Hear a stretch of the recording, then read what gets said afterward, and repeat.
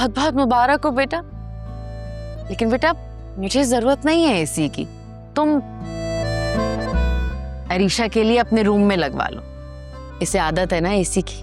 चाची वैसे भी मुझे ना ज्यादा गर्मी नहीं लगती है, और आप इस घर की बड़ी हैं तो आपको आराम की ज्यादा जरूरत है, तो एसी आपके कमरे में ही लगना चाहिए।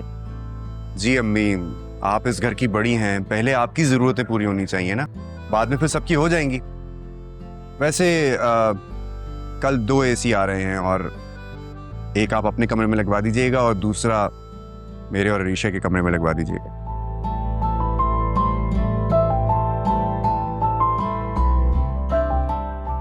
अरे ये तो बहुत अच्छी खबर है, बहुत बहुत मुबारक हो बेटा तुम। भाभी मैं भी आपके साथ चलती हूँ किचन में।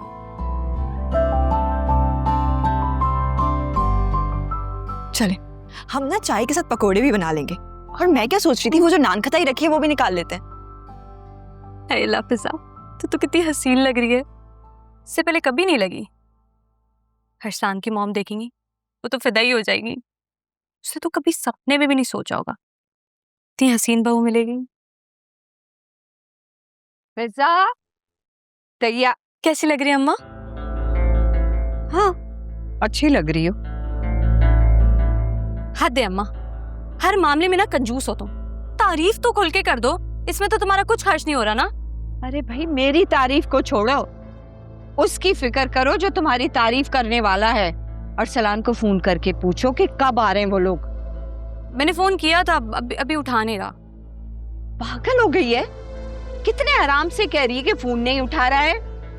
अरे बार बार उसको फोन करके पूछो कि आ भी रहा है या नहीं, या फिर एक नया बहाना तैयार कर दिया उसने फिर। बिल्कुल परेशान है तुम, कोई नया बहाना नहीं बना रहा। वो जब कह दिया ना उसने तो वो आएगा। बिजी हो गया होगा अपनी तैयारियों में, वैसे भी वो लड़कियों से ज्यादा तैयार होता है। फिजा एक बात बता दूं मैं तुम्हें, मैं हूँ एक शरीफ औरत, अपनी बेइज्जती बर्दाश्त नहीं कर सकती हूँ मैं। उसको फोन करके पूछो कि आ रहा है या नहीं। हाँ कर लूंगी, हर वक्त मूड खराब करती थी मेरा।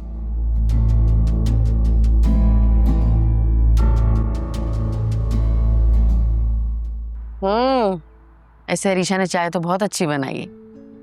हम्म। तुमने नोट किया है, जब से अरीशा वापस आई है ना, उसने इस घर को अपना लिया है, और उसके वापस आने के बाद से जायशा कितना खुश रहती है। बदल तो अम्मी तायब्बू भी गए, लेकिन आपको नजर नहीं आ रहा है। क्या मतलब? अरीशा के वापस आने के बाद से तायब्बू या सुफियान किसी ने भी एक कॉल तक नहीं की हमें। इसका मतलब तो साफ हुआ ना कि उनको सिर्फ अपनी बेटी की परवाह थी। जब वापस आ गई तो अब वो आजाद हो गए। ऐसा क्यों कह रहे हो बेटा? तुम हामिद भाई को तो जानते हो, वो जायशा से बहुत मोहब्बत करते, और जहां तक बात भाभी की है, तुम तो जानते हो उनके बारे में।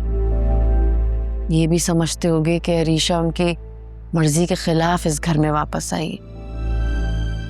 तभी तो तुमने देखा है वो उनका फोन रिसीव करते हुए कितना कतराती है, बात ही नहीं करती। अम्मी तायब्बू या सुफियान, किसी को भी अगर जायशा की परवाह होती ना, उनमें से कोई तो आपको एक कॉल करता। मुझे तो लगता है कि सुफियान को अपने और जायशा के रिश्ते की कोई परवाह है ही नहीं। अब बुरा है, लेकिन अम्मी सच यही है। इसीलिए मैं चाहता था कि अरीशा इस घर में वापस ना आए, ताकि उन्हें अपनी बेटी की तकलीफ हो, तभी उनको जायशा के दर्द का एहसास होगा। ऐसे तो वो अब आजाद हो गए। कैसी बातें कर रहे हो राफे?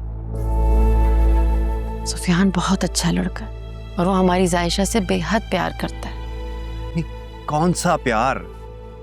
एक कॉल तक नहीं की है उसने आपको, ना मुझे, और आप बोल रही हैं कि मैं बदगुमान हो जाता हूँ। अम्मा आप अपनी सादगी में इस बात को समझ ही नहीं रही हैं कि सुफियान का हम में से किसी से भी राब्ता न करने का मकसद सिर्फ यही है कि वो शायद ताई, अम्मी और अरसलान की बातों में आ गए।